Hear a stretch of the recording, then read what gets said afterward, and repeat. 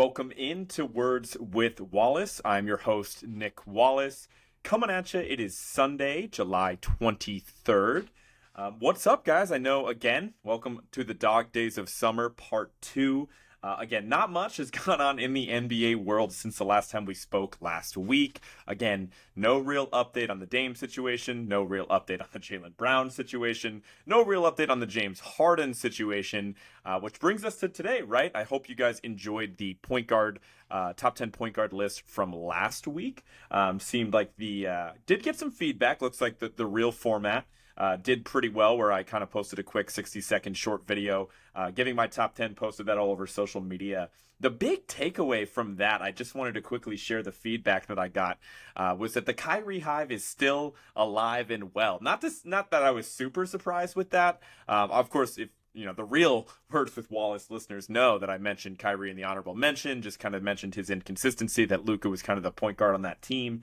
And so I didn't have Kyrie on my top 10 list, but the handful of comments that I did get on, whether it be YouTube or Instagram, whatever, where people, kind of shitting on me just because I didn't have Kyrie on the list. I had some person say that Kyrie was better than nearly everybody on that list. So, maybe he hasn't watched a game since 2015 to still have that opinion, but whatever, man. It was cool. Hopefully this will be a fun series that continues to generate more feedback from you guys.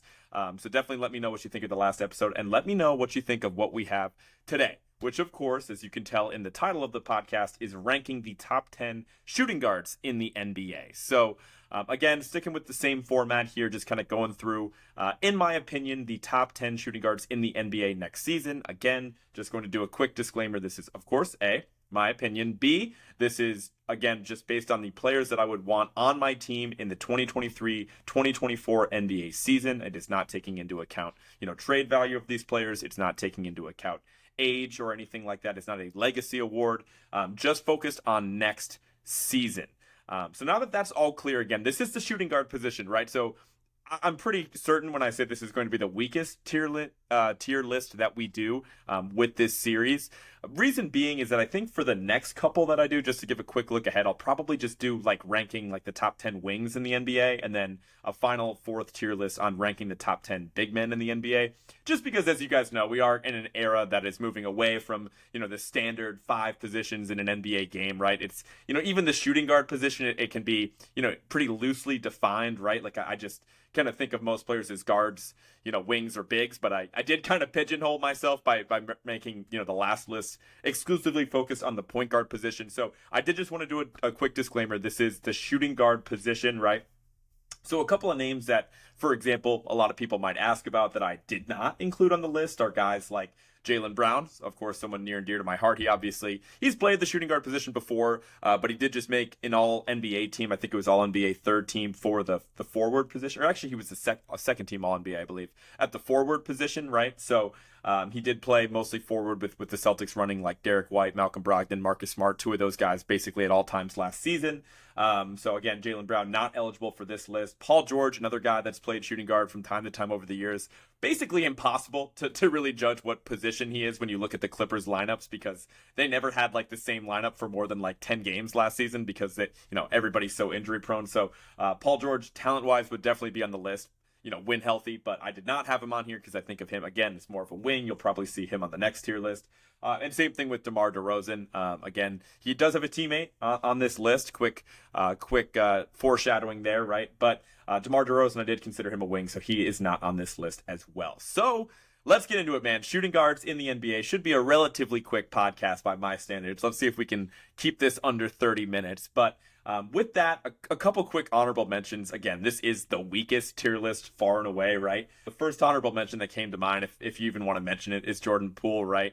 Obviously recently traded from the Golden State Warriors to the Washington Wizards. We all watched his meltdown on a national stage last season in the playoffs. But that being said, he's still a really talented scorer. He's going to put up insane numbers for Washington this upcoming season, right? He will be the definition of a good stats, bad team guy in Washington next season. Maybe he'll even have it, if Washington is kind of frisky and competitive, he could, sneaky backdoor his way into an all-star reserve or something like that at the guard position. Who knows?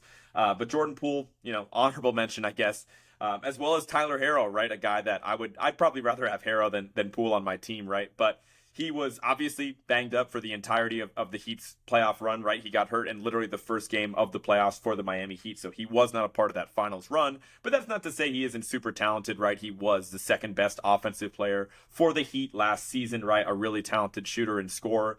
He's just not going to bring much in the defensive end, really the same thing as Jordan Poole. And we just haven't really seen it from him for long enough. Obviously, he did have some success early on when he was a part of that bubble team. He made some big shots, right? But that being said, we just haven't seen it, him put it together for a full season and playoff run for Tyler Herro. But he would be an honorable mention on this list. So with that being said, let's get into the top 10 shooting guards in the NBA next season.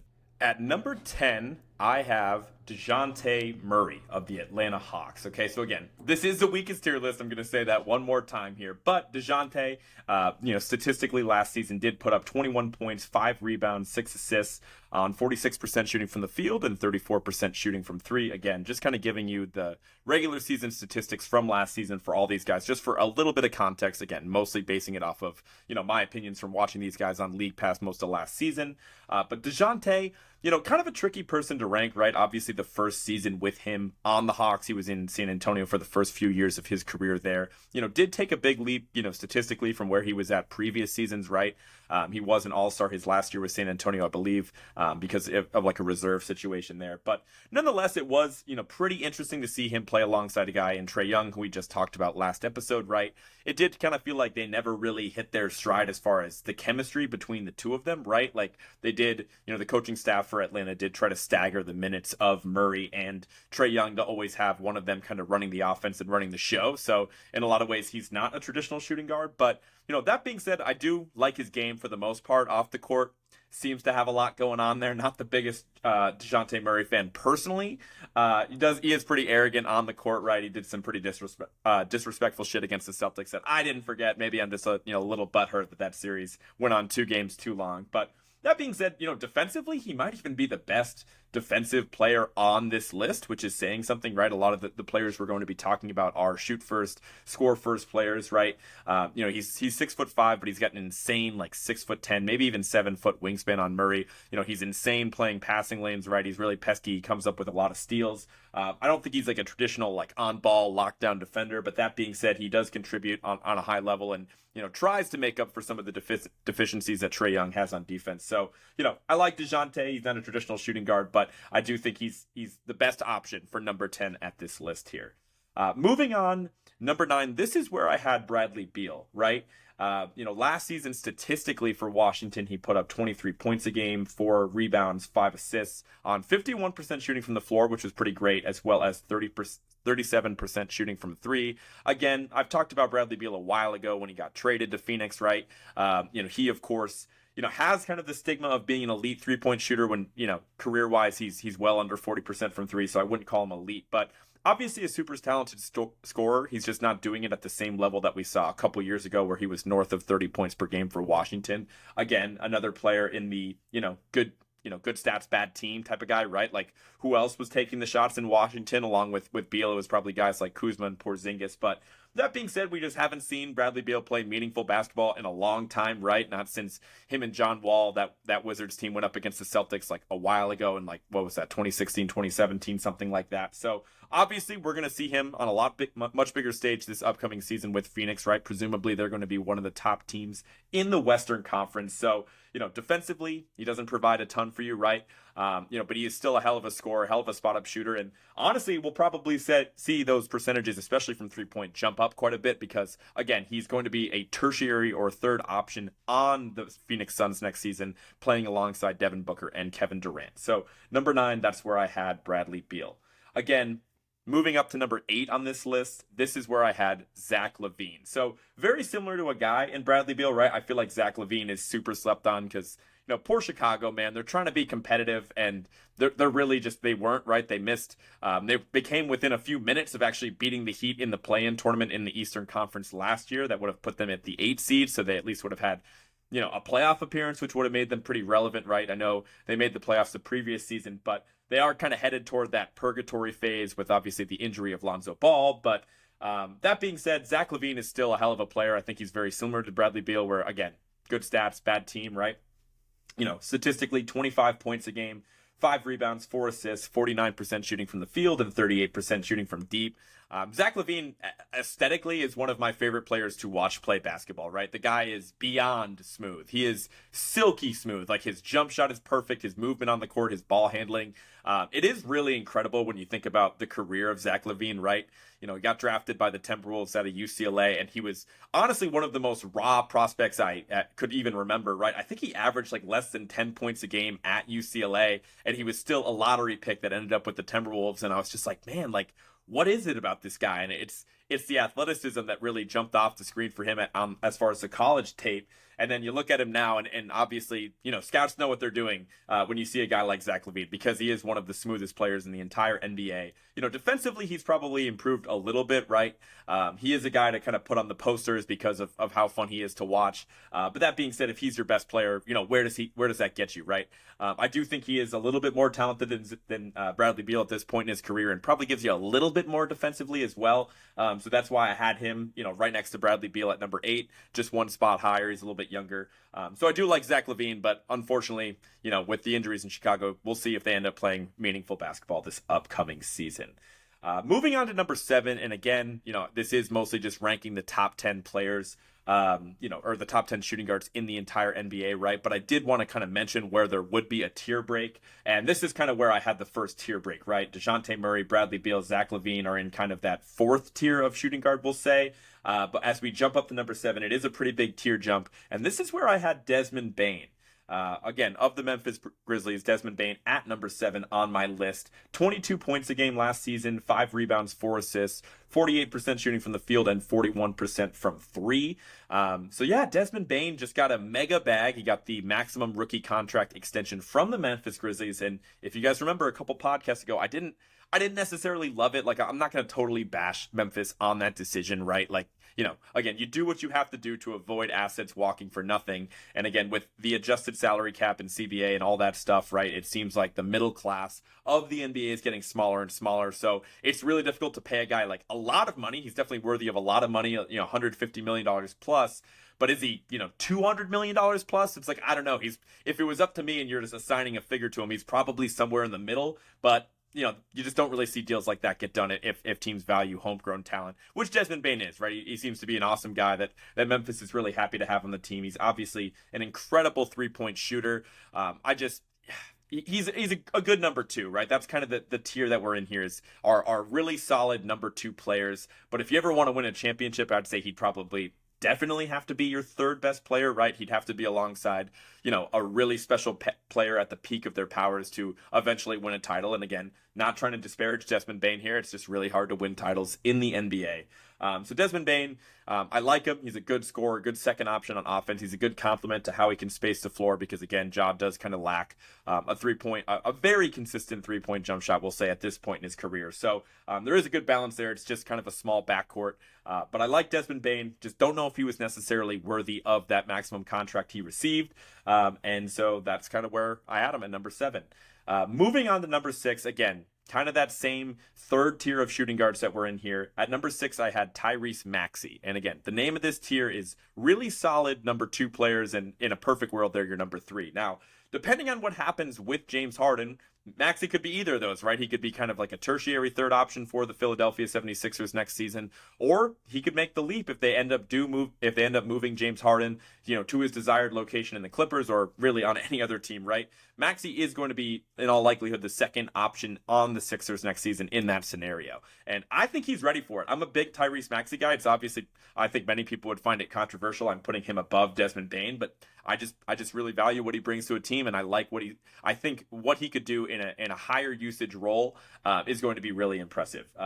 Tyrese Maxey statistically last season, 20 points a game, 3 rebounds, 4 assists on 48% shooting from the field, but 43% shooting from deep. I mean, that's incredible. Like, again, I know Tyrese, I feel like when I watch him play, I feel like I never see him miss from 3, and there are games where he gets blindingly hot and scores 20 points in a quarter. I felt like that happened a lot for Sixers fans out there that watched him closely. But 43% is staggering. It's the highest regular season 3-point shooting field goal percentage or 3-point shooting percentage on this list of all the guys we're going to mention, he statistically was the best three-point shooter last season, which is pretty impressive, obviously surpassing a guy in Desmond Bane that you probably would think would have that title, right? But that being said, I love what Maxey does, right? He's a little undersized to be like a traditional two, but that being said, he's lightning in a bottle. He can create his own shot. He's obviously money from downtown. Like nobody can really stay in front of the guy, even attacking the basket. So again, I think it makes sense that you would kind of have Harden run the offense, orchestrated, hit and beat in stride. But if you need more of a traditional scoring option from the outside to complement what Joel Embiid does, I could see, Tyrese Maxey, if they get rid of James Harden, I'd be shocked if he was anywhere under 25 points per game next season for Philadelphia. So I am projecting a little bit by putting him above Bane, putting him at number 6 on this list, but I feel pretty good about it. I am definitely a big fan of Tyrese Maxey. Moving on to number 5, and this is tough, right? Again, all these guys are kind of in the same tier, and I don't mean for this to be like a lifetime achievement award by putting this guy at number 5, but I do think it was deserved. This is where I had Klay Thompson, still a top 5 shooting guard in the NBA, in my opinion. Statistically for Klay, we could probably guess what it looks like, but just for those that might not know it off the top of their head, 22 points a game last season for the Warriors. 4 rebounds, just 2 assists per game for Klay. Not much playmaking from Klay, as we've seen over the course of his career. Shooting 44% from the field and 41% from three-point range. What's tough about Klay is it needless to say he's declined a pretty significant amount the past couple years, right? Going through some major injuries within the past 3-4 years at this point. But he bounced back in a big way. Like again, as I talked about when I talked about the Warriors leading into the playoffs and even through like the first round of the playoffs, I was like there's a lot of question marks surrounding this team, right? But really none of them were about Klay Thompson, right? Like he was back in a pretty big way for the Warriors last season. There was just a lot of uncertainty about so what they were going to get from some of their younger guys. Obviously Andrew Wiggins was like MIA for like over a month there to close a regular season. But Klay was pretty consistent. Now, the unfortunate thing is that defensively, he's just not even close to the same guy that he was, when he was in his prime, around 2015, 2016.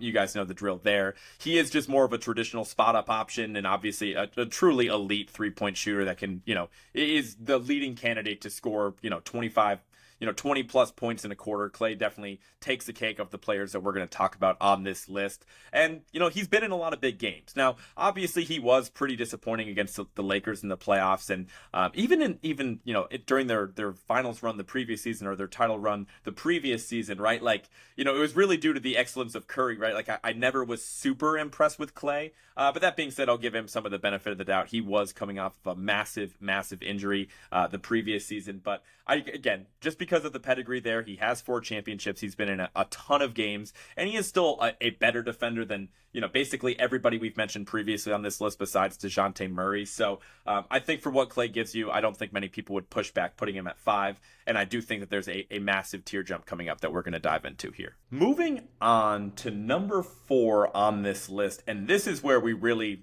it really ticks up a bit. The 3 next guys that we're going to name are extremely close. And I actually just went back and forth a ton, even ranking these guys, because I think it's that close between our number 2, 3, and 4 on this list.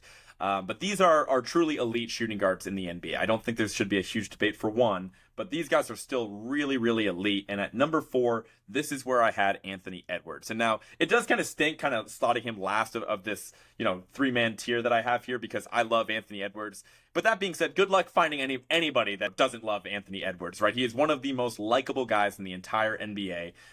Statistically last season made a really big leap, 25 points per game, 6 rebounds, 4 assists, 46% from the field, and 37% shooting from 3. It's obviously he's a young guy. He's a former number 1 overall pick in the draft. That was his 3rd season, I want to say. But you can just kind of look at his stats and see how much he's improved in every single category, every single year. He's only going to continue to get better. So again, it wouldn't even surprise me if Anthony Edwards was number 1 on this list at this time next season. But that being said, he hasn't played in a ton of playoff games. We obviously saw them get bounced by Denver in the first round this past year. They did steal a game, which is a huge accomplishment.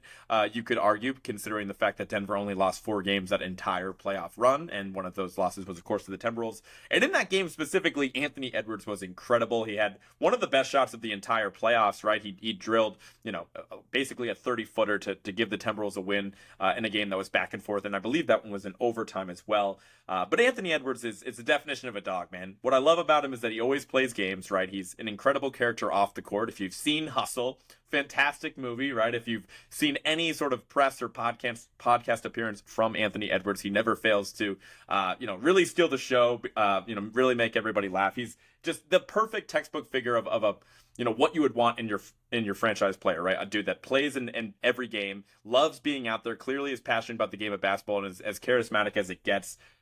Obviously, I know I'm defaulting to talking about him off the court because I just like him so much, but on the court, he's fantastic as well, right?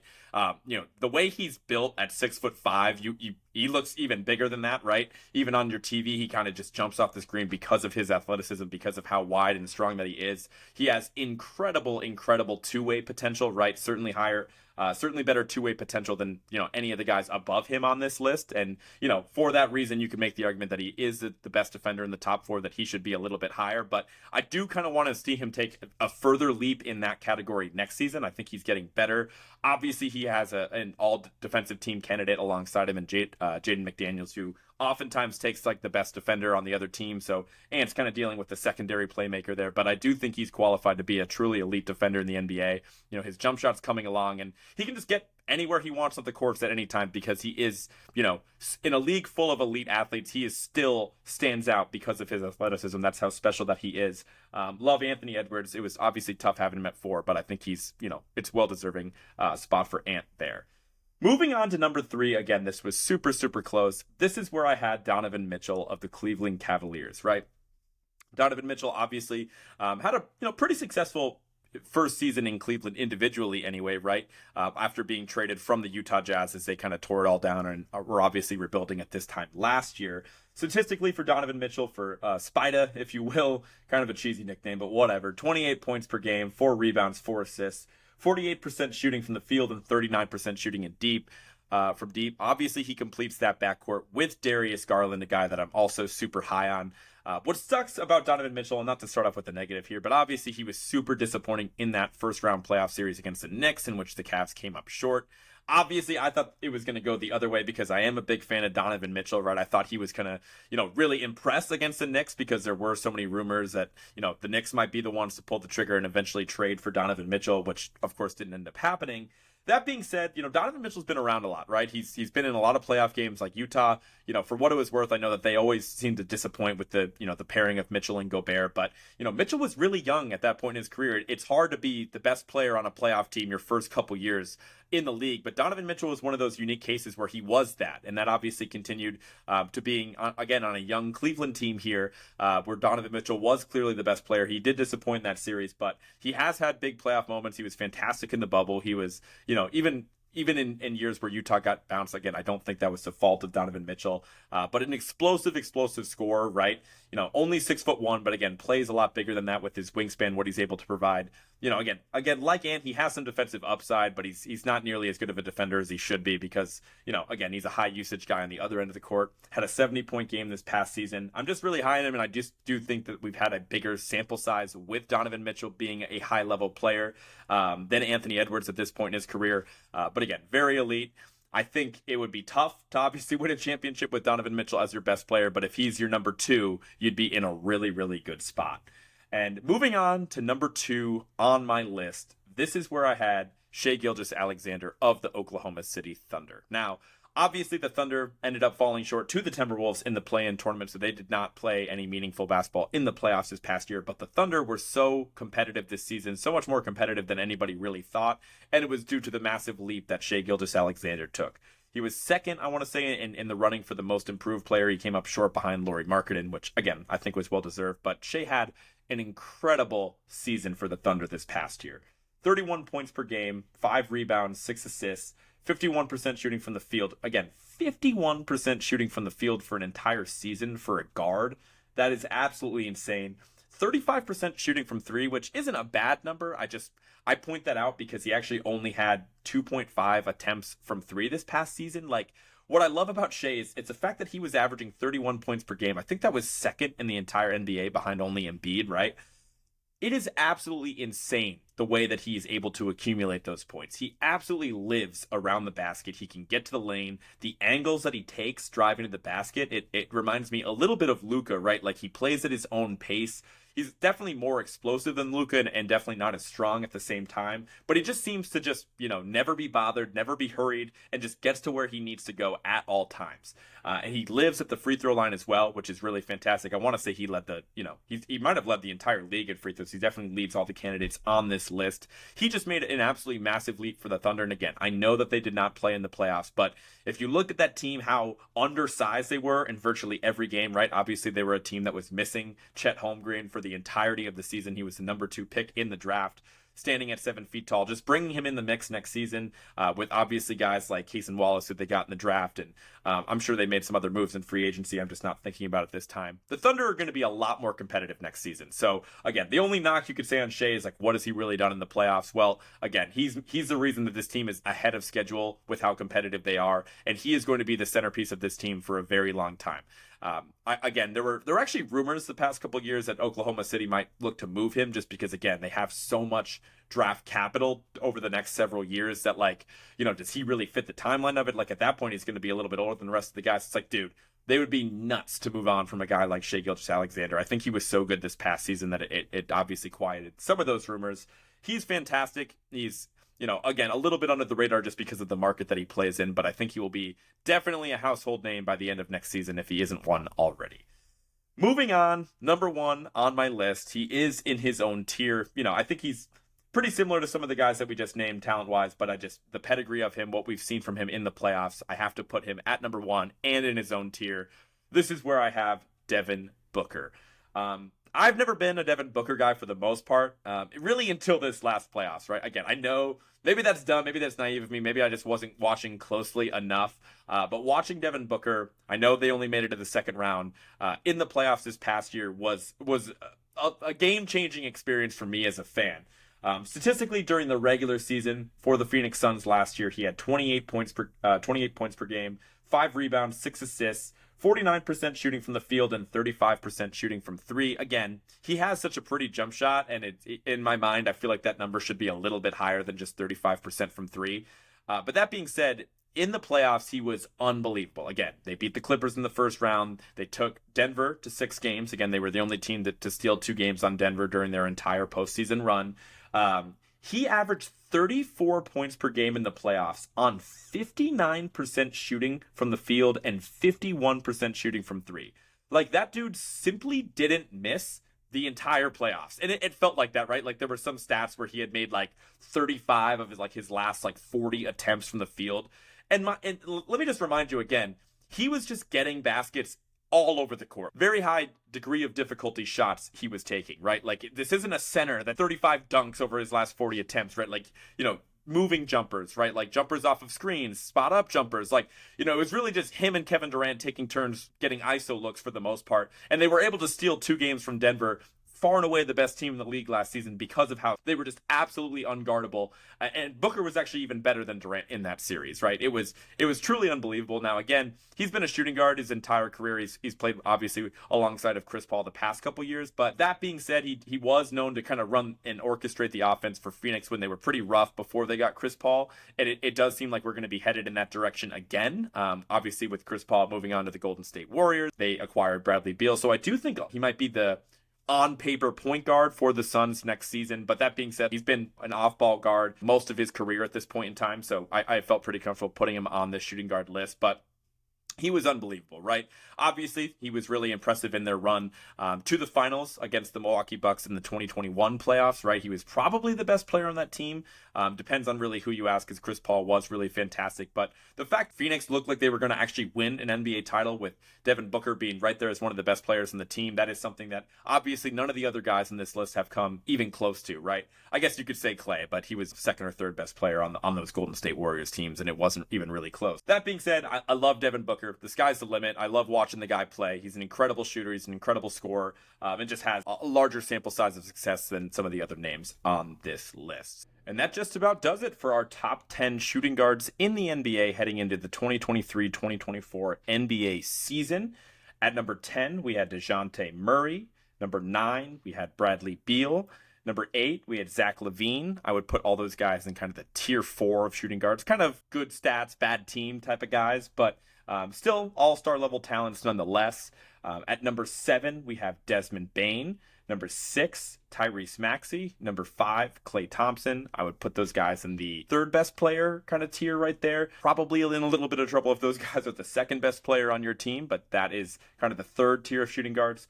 At number 4, we had Anthony Edwards. Number 3, Donovan Mitchell. Number 2, Shai Gilgeous-Alexander. I would put this as basically an elite tier of shooting guards right there. And then finally, at number 1, we had Devin Booker, overall the best shooting guard in the NBA. Probably the only guy on this list that, as of right now, I'd be confident in saying you could win a championship with him as the best player on your team. It would be tough, and a lot of things would have to go right. But Devin Booker is that talented. So that is our top 10 shooting guards in the NBA heading into next season.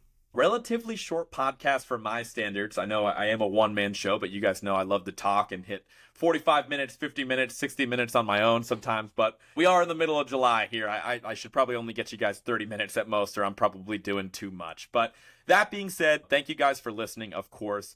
Like I talked about earlier in the podcast here, I am hoping to get you guys the top 10 wings in the NBA for my next podcast, if everything goes as scheduled, ranking the top 10 wings in the NBA. Again, the reason I didn't have guys like Jaylen Brown, Paul George, DeMar DeRozan is I am considering them wings or forwards, if you will, right? So they were not eligible for this list, but talent-wise, they definitely would have been ahead of a few guys on this list. So wanted to mention that one more time. But that being said, I am going to let you guys go here. Before I do, be sure to follow @WordsWithWallace on everything. Spotify, Apple Music, wherever you get your podcasts, as well as YouTube, Instagram, Facebook, Twitter. Be sure to follow the show, share the show, tell a friend, all that good stuff. And I will talk to you guys next week. Peace.